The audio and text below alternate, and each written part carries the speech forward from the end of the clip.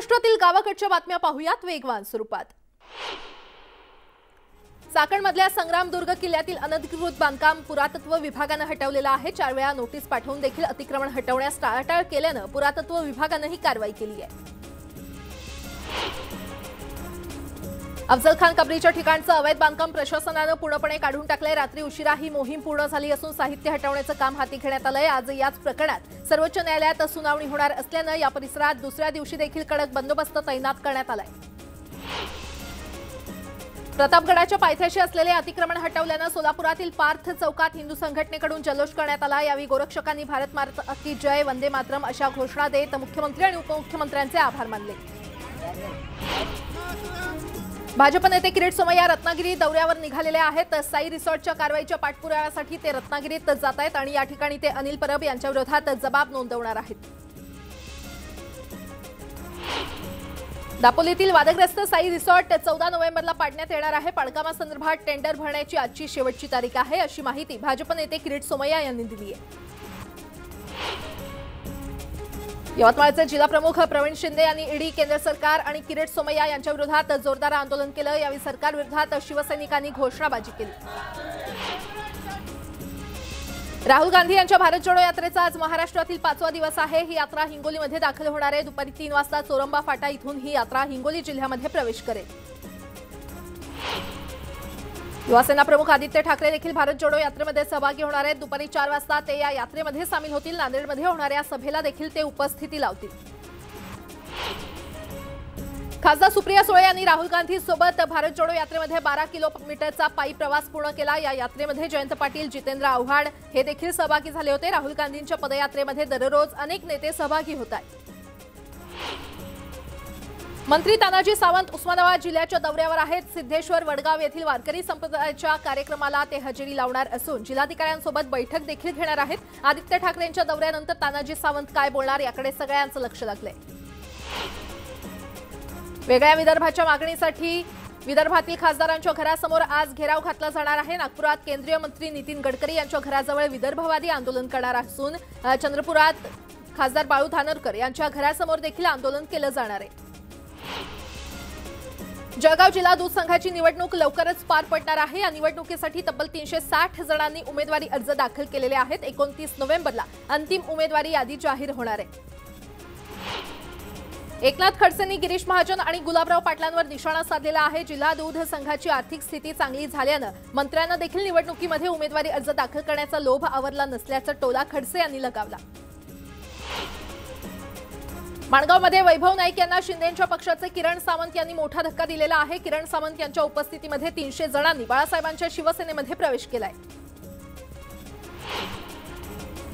इंग्लंडमध्ये असलेली तलवार आणण्यासाठी प्रयत्न करणारच असा विश्वास उपमुख्यमंत्र्यांनी व्यक्त केला। ते त्र्यंबकेश्वरमध्ये बोलत होते। राऊतांनी त्यांच्या तुरुंगवासाची तुलना टिळक आणि सावरकरांशी केली। यावर आपण केवळ स्मितहास्य करू असं म्हणत त्यांनी टोला लगावला।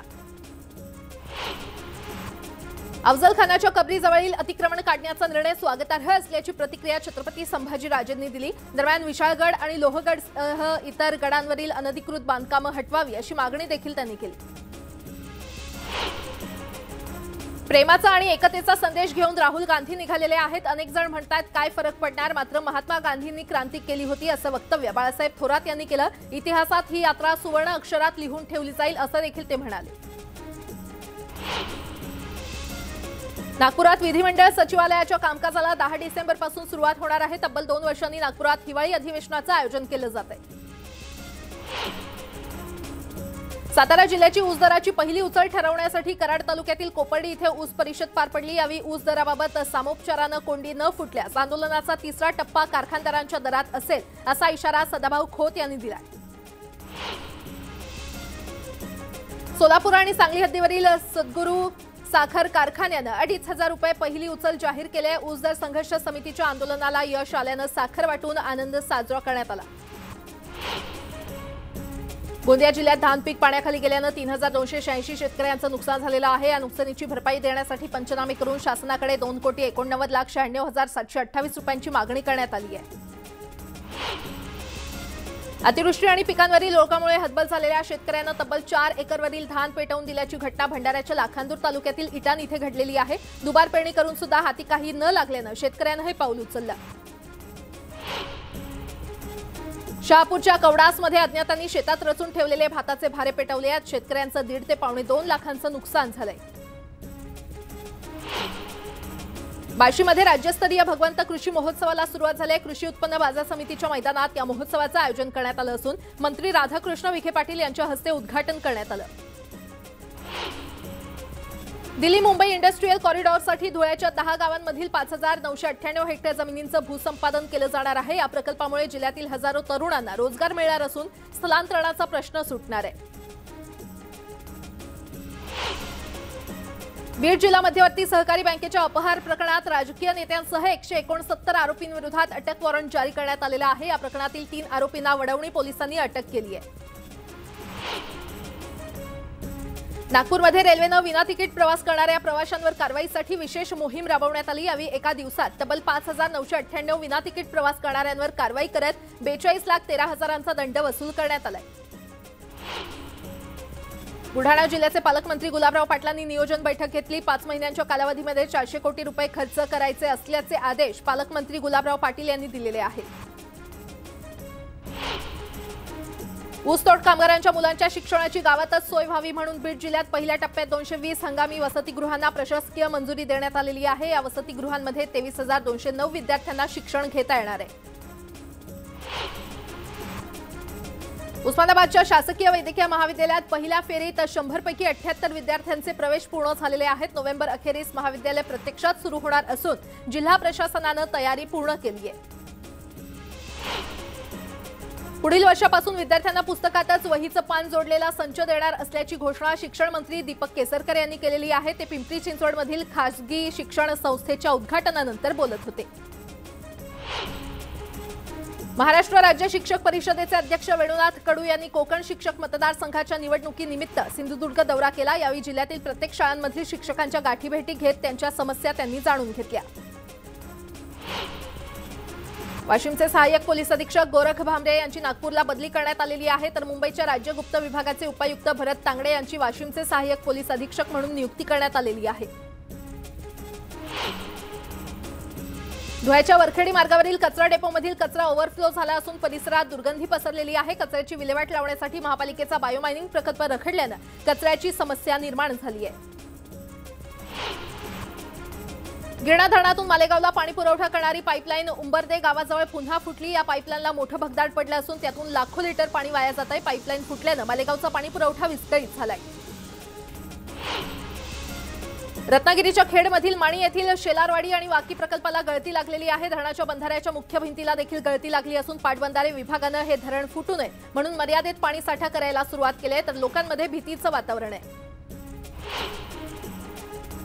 बुलढाण्यातील जिजाऊंच्या वडिलांनी बांधलेला मोती तलाव नष्ट होताना दिसतोय। तलावाच्या भिंतीवर मोठमोठी झाडं उगवलेली आहेत। पुरातत्व खात्याने वेळीच लक्ष दिलं नाही तर हा ऐतिहासिक ठेवा नष्ट होण्याची शक्यता आहे। बीड जिल्ह्यातील आरोग्य विभागाच्या भरतीमध्ये घोटाळा झाल्याचं समोर येत आहे। या भरतीमध्ये पैसे घेऊन मोजक्या लोकांचा समावेश केला। गुणवत्ता असून देखील डावलल्याच्या तक्रारी आल्यानंतर सहसंचालकांनी भरती स्थगित करण्याचे आदेश दिले। रायगड जिल्ह्यातील सर्व न्यायालयामध्ये भारतभर जागरूकता आणि संपर्क अभियानाचं आयोजन करण्यात आलंय। या शिबिरामध्ये रायगड जिल्ह्यातील शासकीय कार्यालयाच्या योजनांची माहिती एकाच छताखाली सर्व लाभार्थ्यांना मिळणार आहे। रत्नागिरी आणि रायगड या 2 जिल्ह्यांना जोडणारा सावित्री नदीवरील म्हाप्रळ आंबेत पूल दुरुस्तीच्या नावाखाली गेले काही दिवस बंद आहे। त्यामुळे शहरातील दळणवळण, व्यापार आणि पर्यटनावर मोठा परिणाम होतोय। हा पूल वाहतुकीसाठी खुला करा अन्यथा जनआंदोलन करण्याचा इशारा देण्यात आलाय। अहमदनगर जिल्ह्यातील अकोले तालुक्यात अवघ्या 38 बसेस धावत असून अनेक गावांच्या बस फेऱ्या बंद करण्यात आलेल्या आहेत। पद्मश्री पुरस्कार प्राप्त राहीबाई पोपेरे यांच्या कोंभाळणे गावात देखील बस येत नसल्याने विद्यार्थी आणि नागरिकांचे हाल होत आहेत। महावितरण विभागाने प्रलंबित देयक लवकरात लवकर द्यावीत या मागणीसाठी महावितरणाच्या विभागीय कार्यालयासमोर साखळी उपोषण सुरू आहे। गेल्या 2 वर्षांपासूनची देयक प्रलंबित असल्याने कर्मचाऱ्यांनी हे उपोषण सुरू केलंय। वर्ध्याच्या सालोड परिसरात कालव्यावर रेल्वे पुलासाठी खोदकाम करण्यात आलं, मात्र रब्बी हंगामाच्या तोंडावर खोदकाम केल्याने शेतकऱ्यांना पाणी मिळण्यास अडचण होते। यामुळे नुकसान भरपाईच्या मागणीसाठी 2 दिवसांपासून शेतकऱ्यांनी ठिय्या आंदोलन सुरू केलंय। डहाणूमध्ये पंचायत समितीच्या निवडणुकीवरून रणकंदन माजलेला आहे। राष्ट्रवादीने भाजपवर सदस्य पळवल्याचा आरोप केला। या प्रकरणी पोलीस स्टेशनमध्ये ठिय्या मांडत आमदार सुनील भुसारांनी गुन्हा दाखल करण्याची मागणी केली आहे। नंदुरबारच्या 3 समाळच्या ग्रामस्थांनी आपल्या समस्या मांडण्यासाठी आदिवासी विकास मंत्री डॉक्टर विजयकुमार गावित यांचं घर गाठलं। यावेळी त्यांनी समस्या न सोडवल्यास उपोषणाचा इशारा दिलाय। भुसावळ तालुक्यातील वेल्हाळे येथील रिसायकल पंप हाऊस येथे सुरक्षा रक्षकांनी विविध मागण्यांसाठी आंदोलन केलं। आंदोलनाचं नेतृत्व लोकसंघर्ष मोर्चाचे तालुकाध्यक्ष आकाश कुरकुरे यांनी केलं। रत्नागिरी जिल्ह्यातल्या मानी गावातील बेकायदेशीर डांबर प्लांट हटवण्यासाठी ग्रामस्थांनी आक्रमक भूमिका घेतलेली आहे। ग्रामपंचायतीने प्लांट बंद केला असून प्लांट गावातून बाहेर काढण्याची मागणी करण्यात येते। जळगाव जिल्ह्यातील झाडी ग्रामपंचायत रोजगार सेवक म्हणून कार्यरत असलेले संदीप पाटील यांना कुठलीही नोटीस अथवा पूर्वसूचना न देता कामावरून कमी करण्यात आलं। तर संतप्त संदीप पाटील यांनी अमळनेर पंचायत समिती समोर आत्मदहनाचा प्रयत्न केला। सुदैवाने पोलिसांच्या सतर्कतेमुळे मोठा अनर्थ टळला। वानखेड गावचे कृषी सहाय्यक बेपत्ता झाले असून शोधून देणाऱ्यांना 500 रुपयांचं बक्षीस दिलं जाईल असं पोस्टर ग्रामपंचायत कार्यालयाच्या इमारतीवर चिटकवण्यात आलेलं आहे। गावात कृषी सहाय्यक येत नसल्याने हे पोस्टर लावण्यात आले। गोंदियामध्ये 10 दिवसांपूर्वीच खरेदी केलेल्या बाईकनं पेट घेतल्याची घटना परमात्मा एक नगरमध्ये घडलेली आहे। बाईकस्वारानं प्रसंगावधान दाखवल्यामुळे बाईकस्वार आणि त्याची पत्नी थोडक्यात बचावले। पुलगाव जालना महामार्गावर शेलूवाडा येथे 2 ट्रकची समोरासमोर धडक होऊन त्यातील एक ट्रक कारवर उलटल्यानं भीषण अपघात झाला। या अपघातात 1 जण जागीच ठार झाला असून 7 जण जखमी झाले। परभणीतल्या जिंतूर इथे महाविद्यालय परिसरात प्राध्यापकाचा मृतदेह आढळलेला आहे। यामुळे एकच खळबळ उडाली। जगदीश गव्हाणे असं या प्राध्यापकाचं नाव आहे। भाजपचे नगराध्यक्ष भरत राजपूत आणि त्यांच्या कार्यकर्त्यांनी राष्ट्रवादीच्या आदिवासी महिला पंचायत समिती सदस्याला मारहाण केल्याचा आरोप राष्ट्रवादीने केलेला आहे। या प्रकरणी गुन्हा दाखल करण्याची मागणी राष्ट्रवादीने केली आहे। तर भरत राजपूत यांनी राष्ट्रवादीचे हे सर्व आरोप फेटाळून लावले।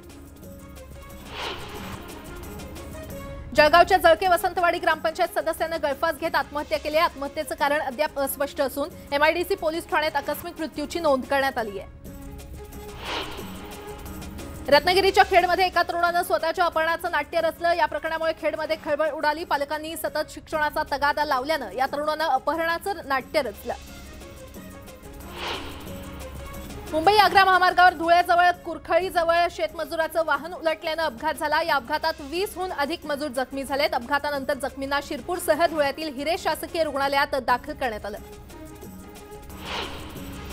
बुलढाण्यातील मलकापूर सूर्यमुखी हनुमान मंदिरात अज्ञात चोरट्यांनी चोरी करत चांदीचे दागिने लंपास केलेले आहेत। या प्रकरणी चोरट्यांविरोधात गुन्हा दाखल केला असून चोरांचा शोध सुरू आहे। गोंदियातील मौजा सालईत एका वृद्धाचा विजेच्या धक्क्यानं मृत्यू झाला। शेताच्या कुंपणावरील विद्युत प्रवाह असलेल्या तारेला अनावधानानं त्यांचा स्पर्श झाला आणि यात वृद्ध शेतकऱ्याचा मृत्यू झाला।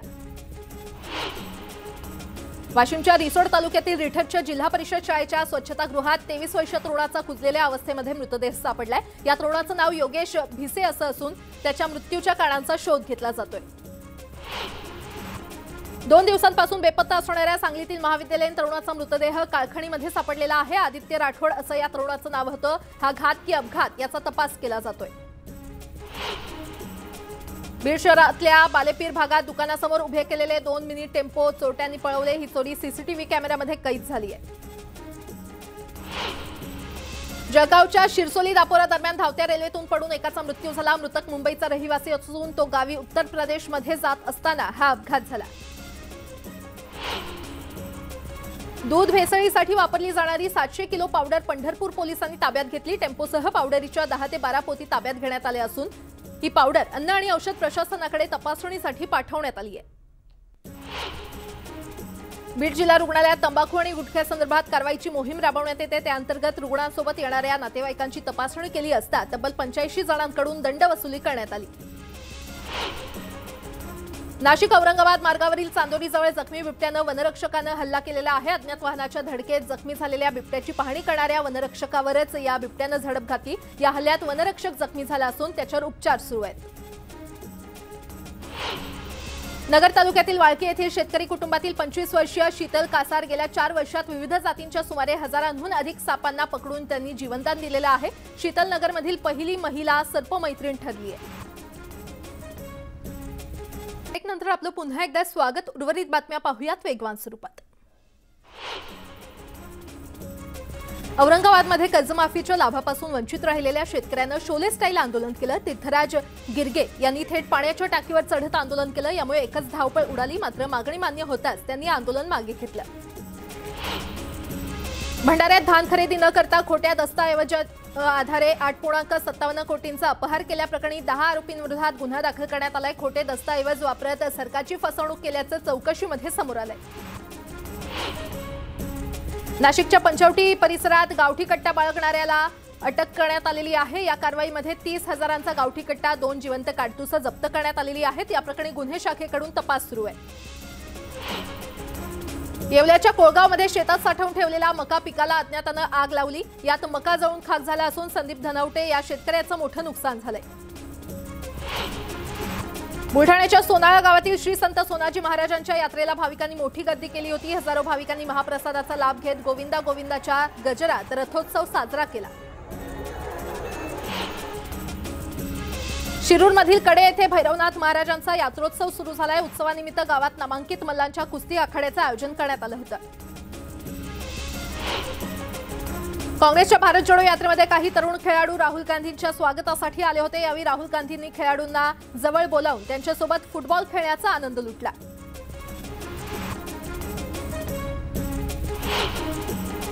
गोंदियाच्या वडेगावमध्ये 2 दिवसीय कबड्डी स्पर्धेचं आयोजन करण्यात आलं होतं। या स्पर्धेमध्ये 50 संघांनी सहभाग घेतला होता।